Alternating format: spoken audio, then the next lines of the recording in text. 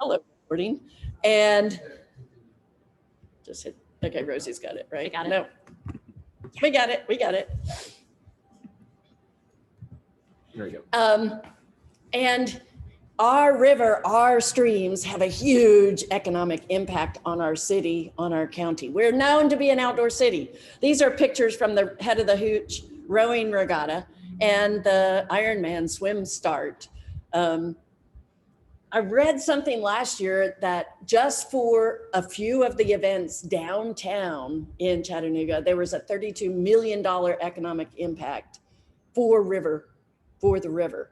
But that's just those few events. So what if we took into account all the kayaking and paddleboarding and Chattajack and, you know, all of the stuff that our city depends on, and that we love about our city.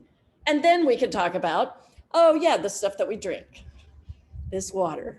We need to protect it. It's much easier to protect it than it is to clean it up in the long run. And then there's the combined sewer overflows. Have you ever seen this in the middle of your street? I've seen them all around downtown and on Signal Mountain, just the lovely fountains of coming out of the sewer pipes after a big rainstorm. Something we don't want. So, rain smart yards. It's really important to slow down and reduce the amount of runoff. And you can do this, homeowners, that's really what we're targeting with this program, is that actions that you take in both your home and in your yard have a combined and profound effect on our watersheds and on the health of our water, and on the flooding. You know, more immediate consequences is flash flooding that you see in your neighborhoods. Stuff that we do with this program can help reduce that and can also provide habitat and just create a more sustainable landscape, giving some of that habitat back with what there was before we built those houses, right? And what Wild Ones is calling now the national park in our own backyards, connecting all of us by creating a disconnected, I guess, but national park.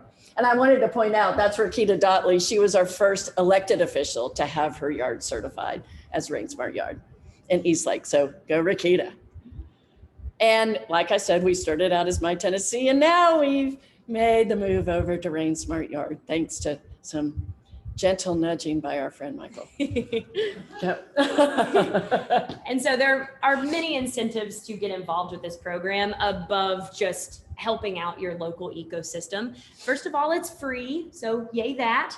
You get an in-person survey, you take an online Google form that we've created that sort of familiarizes you with our program, familiarizes us with your yard before we go out there, and then we link you with a surveyor, and we get to have a chat in your yard. We have about a 30 minute conversation about the plants that you have growing, where your downspouts are going, all sorts of things. What your runoff looks like, how can you improve it? Yeah, and we do some plant identification. So if you say, what's that plant? We can work with it together and figure out what you've got flowering in your yard, and just a fun conversation. That's one of my favorite things to do, is go out and talk to a person about their yard, and so we can get on the same page and see how close you are to an award. And of course, you get this cute little creek-friendly yard sign if you are a recipient of this award. And we also print up a summary report of everything that we talked about. So you'll have something in writing, recommendations and achievements, things that you've already done in your yard, things that you should do or could do if you want to reach that next level. And we have a tiered system for this award program, like we'll talk about in a second, but we have a bronze, a silver, and a gold. And we want this bronze level to be achievable for people. And the further up you get in that ladder, the more difficult it is. You start incorporating green infrastructure. You start having more native plants, more buffer zones. So places where water can absorb into the ground, again, tapping into that groundwater table before exiting your property. Because the overall goal, the ideal goal of this program and of stormwater is to retain all of the stormwater that falls on your property. You want all of the stormwater that falls on your property to stay on your property. And so with this program, we have many different ways of making that happen. And as a city of Chattanooga resident, you get extra benefits because working with the city, we have had a resolution passed with the city council that if you are a recipient of this award, you get a discount on your annual water quality fee. So if you get bronze, you get 25% off of that water quality fee, all the way up to 75% at the gold level. And in 2021, that fee was $167, and they plan for it to go up this year. So it's going to do nothing but go up. And so this is another small nudge, a great incentive for city residents specifically to get involved with this. And folks who don't live in the city of Chattanooga have different water quality fees. I just found out that Red Bank pays $25 a year, and town of Signal Mountain pays a higher fee too, but most of the county residents only pay $8 a year. So you're doing all right. Wait, I went the wrong way. Sorry about that. So here's the award qualifications. Like Rosie said, we want bronze to be achievable if you do some of the basic things to infiltrate the water on your property. Where are your downspouts going? Do they go on your driveway? Do they go directly into a stormwater pipe under your house, like we have seen in some of the older parts of town? Those things need to be disconnected and put onto lawn, into a garden, into a rain garden, so that can be infiltrated instead of going straight to the stormwater system. That's the number one cause of people not getting certified, is where your downspouts go off of your house. And the second most common cause is native plants. So you need to have native plants. And why native plants? And I think I have this on a slide. Let's see if I got it. Nope. It's in here somewhere. We'll get to it, but we'll talk about that. So some other things, you know, if you have septic tank, you need to service those septic systems. If you're on signal or lookout and you have a septic system on top of rock, you really need to service your septic systems and use more native plants, because that will help, because that will take up a lot of that excess water that's coming out of your septic system. And I was talking to a landscaper yesterday who does lots of landscaping in this area. And he actually will be a spokesperson for this now, because he said, people shouldn't mow their grass short, because that only shortens the amount of roots that they have. Because if you let it grow a little longer, the roots will grow a little longer, which is really nice, because that takes the water into the soil. And so Matt Hamilton from Outdoor Inc. will now be working with us on that. Oh, that's great. So that's pretty cool. I hope when I come out to your house, or when Rosie comes out to your house, everybody meets bronze, and maybe even meets silver. Invasive species. Do you guys know what invasive species are? Yeah. What's your least favorite invasive species? Privet. Privet. What else? Harry. Kudzu. Wisteria. Ivy, English ivy. How about bittersweet? Oh, that one's mine right now. We don't disqualify you if you have invasive species. If they're out of control, yeah, well, might disqualify you. But if you're working on them, if you're keeping them under control, if you're using them as an erosion control measure, there are uses for it, but you need to keep those things under control, because as you know, if you think about privet or honeysuckle, they can take over really fast. And, So, yeah, and taking that habitat away from the native plants that should be there. These are some popular invasives, ones that we've already really talked about. We've got English ivy and privet, honeysuckle, euonymus or vinca. Those are a couple big ground covers. bittersweet. Bittersweet. There are so many out there, and they just reproduce so much faster, and they're able to outcompete these slower growing, but obviously more necessary natives in our landscape. Right. And the one that I guess is my least favorite right now is the calorie pear, or the escape Bradford pear, because it is taking over everything right now. Every any lot, any piece of property that is not maintained, it's taking over. And they create thickets that are so tight that birds can't get through. And so they're they do not provide for different pollinators or for different birds and things. So they're really a bad thing. And some states are having a bounty on them, in which if you pull up or kill a Bradford pear or Callery pear, they will give you a new pear. I mean, a new tree, sorry about that. A new native tree to plant in its place. There it is. Why natives? Look at those root systems. The root systems on native plants go way down into the soil and provide that conduit into the ground that allows the water to get transported. So we work really closely with native plants, which is why our Wild Ones is also one of our big collaborating organizations. Anything else? And you can see in the middle, the lawn, right? Your typical lawn has very, very short root systems. And so not only do you see erosion coming from the lawn because of lack of roots to really stabilize that soil, but you see a lot of erosion on top because they have nothing to hold on to. And so even mowing your lawn, we say 3 inches, but a minimum of 3 inches. You really want it taller than that if you can stomach it. we know we have some lawn people out here, but the higher your foliage can be, the longer your roots will be. Is a good rule of thumb. So you really want, if you do have the lawn, you want to cut it at its highest possible setting on your mower, so those roots can really establish and you have less areas of erosion, less bare spots on your yard. And of course, when you use native plants, you're providing for the pollinators. And what did you just have for lunch? Did that depend on pollinators? We all like to eat, so we definitely need to protect our pollinators, and we're having a crisis in pollinators. Our insect populations are going way down, so we need to take care of them. So, yeah, see what you have for lunch today. So I have a neighbor, and we have a continuing discussion about killing mosquitoes in her yard, because there's always pollinators getting killed too if you do that. So you've got to think about what you're doing if you're using chemicals in your yard.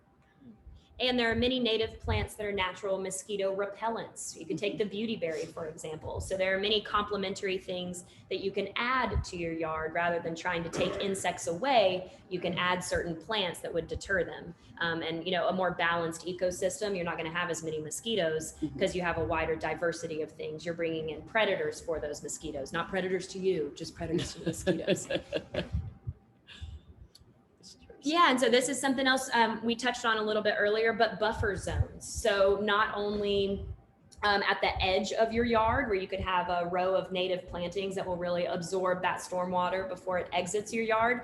But if you live in a creekway or a waterway, adding that buffer zone or an absorption zone on the sides of that waterway are going to prevent it from eroding over time. So a lot of people have the practice of mowing right up to a creek line. And all that's going to do is the water is going to start eating away from your land. And so effectively by mowing it so you can see the creek, you're losing the land that you're mowing over time. So really having a good buffer zone or an absorption zone of native plants can greatly benefit you and can hold that land down together so you can keep all that precious land. And the development community actually already knows this, because if you're in the city, you are required to retain a buffer zone on either side of a creek if you're in doing a development. And so it's an important thing for all of us to think about too, to provide that area of native plants to absorb the water. Yeah.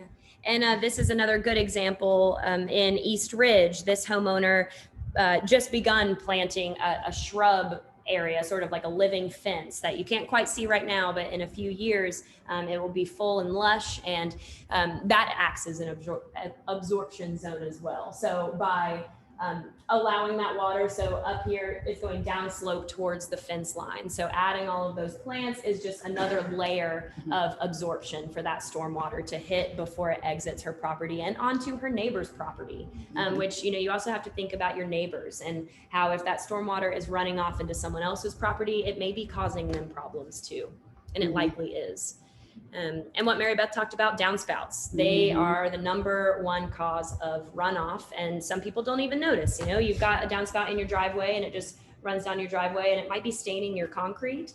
It could be, causing some ill effects of moss growth, or so diverting those downspouts is really important to go onto a lawn or a garden rather than onto an impervious surface or into a drain channel. So silver, if you reach that bronze, and when Michael reaches the bronze certification, he can then aspire to get silver. But that means you need to add some kind of green infrastructure. So use rain barrels, build a rain garden, do a bioswale, do a downspout garden. Any of those kinds of things will help infiltrate more water and then let you reach the bronze level. And now we're going to start getting on you about invasives. If you have invasives in your yard, you need to be actively removing them, actively controlling them. So it is a little more difficult to attain. I gave a silver out this week, and we actually had, well, this is a rain garden. So we actually had a gold award this week too. And this is only our third gold award in 3 years. So it's hard to get, but this particular yard was keeping all of the rainwater and the water coming from down the hill in his yard. It was amazing. This is somebody else who is receiving all of the water from the uphill neighbors. So we helped her, and she even diverted the downspouts from the adjacent neighbor's house into one of her rain gardens. And now they are lush and beautiful, the prettiest rain gardens I think I've ever seen. They're just gorgeous.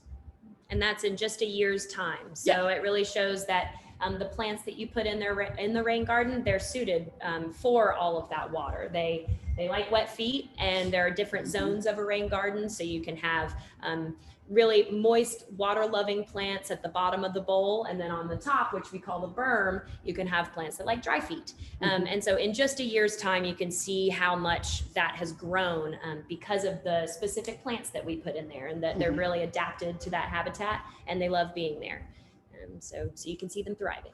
Yes, and she was very happy with these rain gardens. You notice that we did like a tier because it's got almost little waterfalls, little check dams down along the way to slow the water down even more, because it was on not a steep slope, but on a slope, and that just helped absorb more of the water. That's an East Brainerd house. Yeah, and this one is in Red Bank. So this homeowner.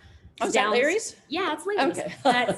So this homeowner's downspouts were entering right on the road. So the developer put his downspouts to enter out, just exit right on the road. And that was what was disqualifying him from a Rain Smart Yards award.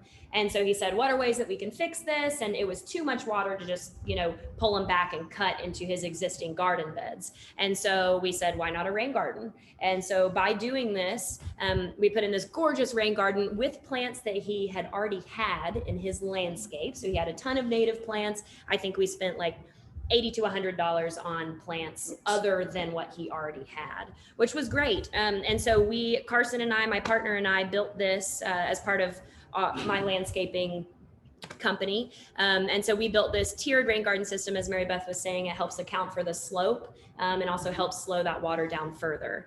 And so by doing this, we put the downspouts in to enter at the top of that rain garden and filter down through the bowl. So it sort of has this waterfall effect. And this year it is gorgeous. It is gorgeous. Yeah, so we did this, just in February, and the plants have absolutely doubled in size. So you can't see it because it's winter, but that thing is absolutely full of plants that we had transplanted.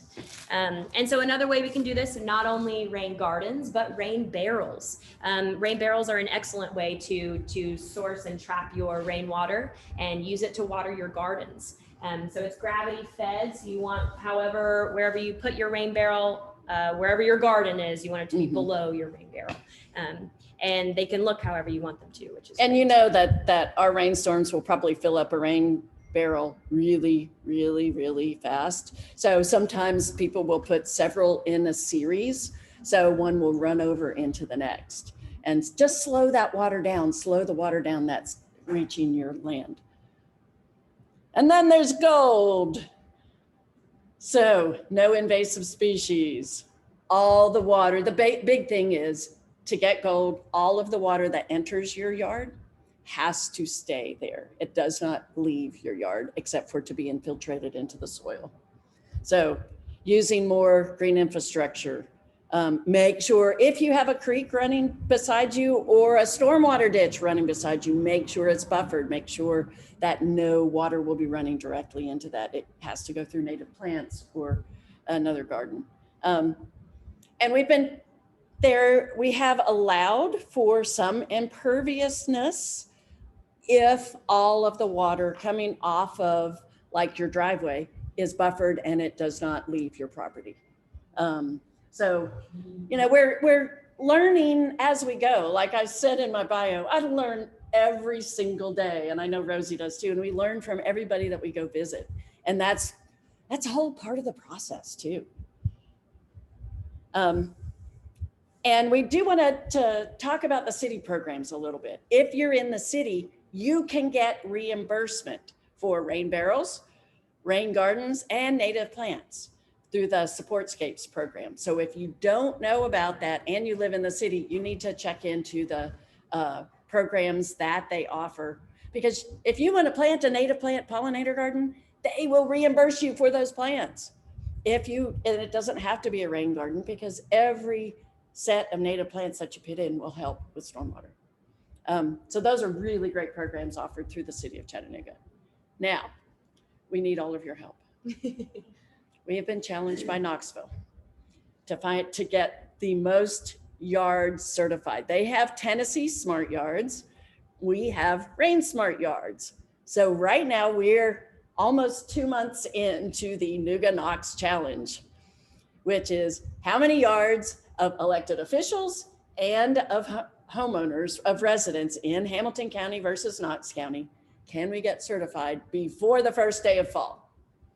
So right now I will have to say we're winning. We have one elected official, thank you, Rakita. We're working on 3 others. Tim Kelly has had his yard certified, but he's got one of those downspouts in an old part of town that goes directly to the storm sewer system. And so we're working on how that can be disconnected from the storm sewer system. But we would love to get all of you guys involved in this. Like Rosie said earlier, all you have to do is get on our website and take the self-survey. We've got a QR code coming up that you can just scan and it'll take you right to the survey. And we can get you signed up. And then we have a group of about 10 surveyors, and somebody will need to come and verify what you said and see if there's anything else you could do. And then we can get you an award. And a yard sign. And a pretty yard sign. And if you're in the city, we will sign you up to get your water quality fee reduced through the city stormwater program. We've had lots of partners on this. We should put green spaces on there. Mm-hmm. And so further information, click on our page. You can go to the Public Works page for some of the programs. You can contact me or Rosie, but please get your yard certified. And there's a QR code if you want to try and scan it and take the self-survey right now. And it really takes about 2 minutes. It's not super long, and we would love your feedback on the survey as Absolutely.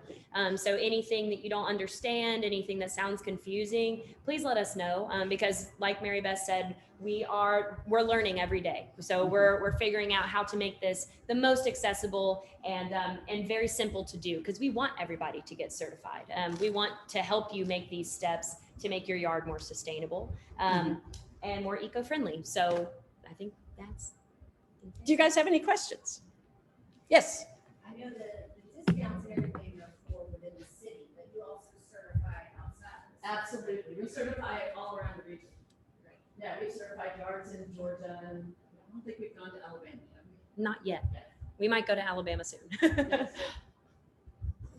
And then when you come out to certify, you also provide suggestions, right? Absolutely. This is an all sheeted area, so this is this kind of rain garden. Right, and these kind of plants that you should use. a neighbor of mine called me to do this in her yard, and she said, hit my husband up for a donation because this would cost me a lot of money if I had a landscaper come out and do this for me. So that's a real benefit. Any other questions? Yeah.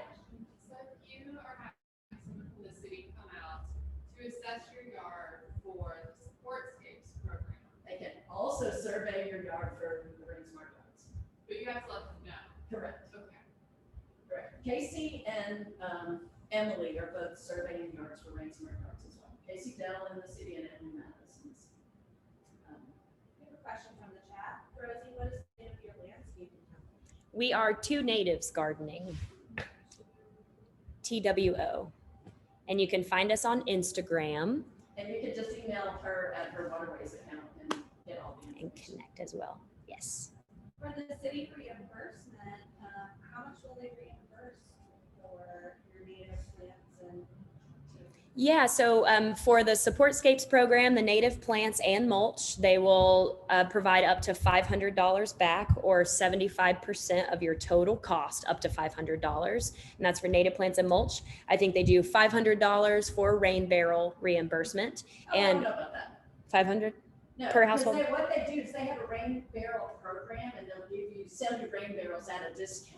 Yes, but then they'll also reimburse rain barrels that you have purchased Okay. as long as it fits the qualifications, but they're really lenient on the rain barrels. And then the rain garden, they will reimburse up to $1,000. And that is dependent on the amount of water you are capturing from your downspouts. So for the Rain Smart rain gardens, your rain garden has to be accessed from your downspouts. So they'll count how many downspouts you're able to collect water from and quantify that surface area and determine how much you get reimbursed based on how much downspout water you're capturing.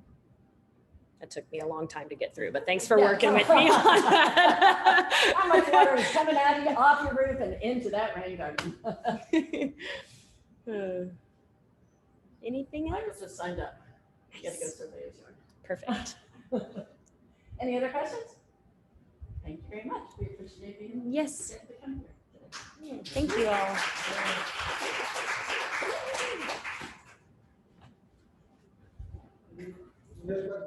Any more questions from anybody in the chat? Thank you. Thanks everybody for joining us, and we'll see you next month.